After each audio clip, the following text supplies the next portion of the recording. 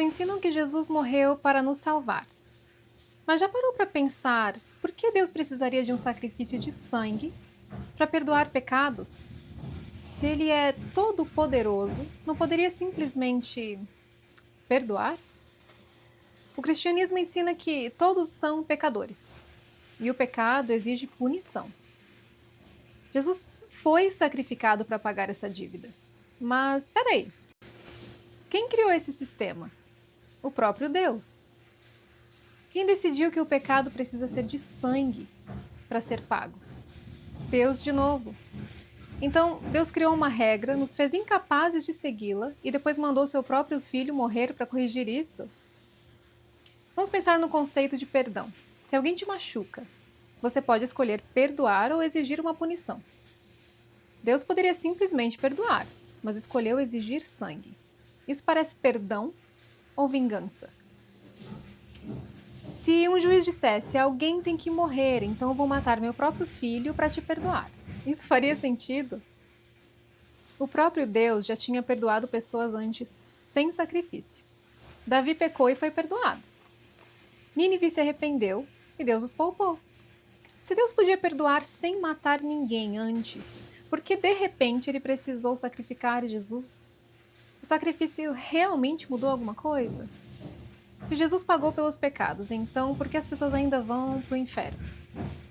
O sacrifício foi suficiente ou não foi? Parece que o cristianismo quer os dois ao mesmo tempo. Jesus pagou por tudo, mas você ainda precisa crer e obedecer. O pecado foi perdoado, mas ainda tem uma punição eterna. Se Deus é amor e todo-poderoso, ele realmente precisaria de um sacrifício brutal para perdoar? Ou será que essa ideia faz mais sentido como uma herança de culturas antigas que acreditavam que sangue apaziguava os deuses? O questionamento que foi levantado é: se Deus é todo-poderoso, por que não simplesmente perdoa sem exigir sangue? Essa pergunta parte de um relacionamento raso do que é perdão e do que é justiça. Perdoar não significa ignorar a culpa, mas assumir as consequências da ofensa. Imagine que alguém destrói algo precioso seu. Você pode perdoar, mas isso ainda tem um custo. Alguém tem que pagar.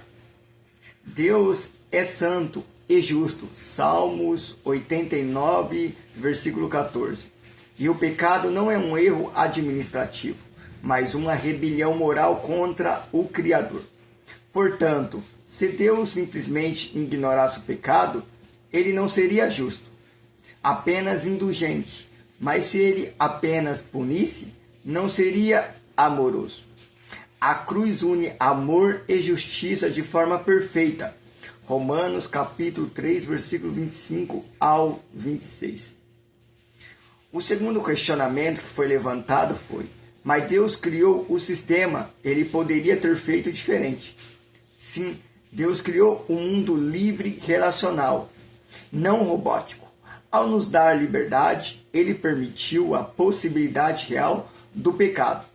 O plano de redenção com sangue não foi uma invenção fria, mas uma resposta santa e amorosa ao nosso fracasso.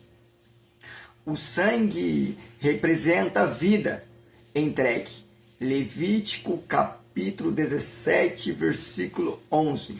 O sistema sacrificial era pedagógico, ensinando ao povo que o pecado tem consequência real e que a graça custa caro, mesmo quando é gratuita para nós. Outro questionamento que foi levantado foi: perdão com morte parece mais vingança do que amor. Na verdade, ninguém foi forçado a morrer. Jesus disse: ninguém tira a minha vida. Eu a dou por minha própria vontade. João capítulo 10, versículo 18. Isso não é vingança, mas auto-entrega voluntária. O perdão cristão não é punição sobre um inocente à força, mas o próprio Deus encarnado assumindo a nossa culpa. O juiz não pune outro.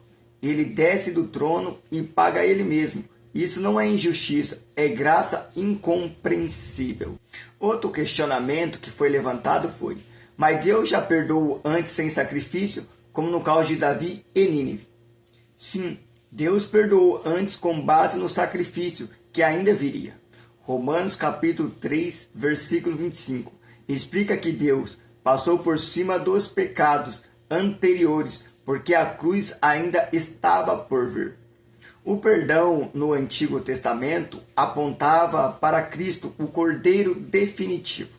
Jesus é chamado de Cordeiro morto desde a fundação do mundo, em Apocalipse capítulo 13, versículo 8. Ou seja, toda a graça antes da cruz já estava ancorada nela. Outro questionamento que foi levantado foi: se Jesus pagou pelos pecados, por que as pessoas ainda vão para o inferno? Porque o sacrifício de Cristo é suficiente para todos, mas eficaz apenas para os que creem. Deus oferece a salvação como presente, mas não a impõe. João capítulo 3, versículo 16 é claro: para que todo o que nele crê não pereça, mas tenha a vida eterna. A recusa de aceitar a salvação é rejeitar a única solução possível. O inferno não é porque Cristo não fez o suficiente, é porque as pessoas escolheram permanecer separadas de Deus.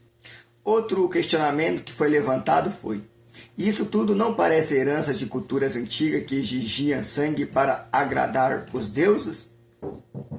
Essa comparação é superficial e equivocada. Nos cultos pagãos, os deuses exigiam sacrifícios humanos por egoísmo, medo ou barganha. No cristianismo, o próprio Deus se faz homem e entrega a si mesmo. Não exige sangue de outros, mas doa o seu próprio sangue.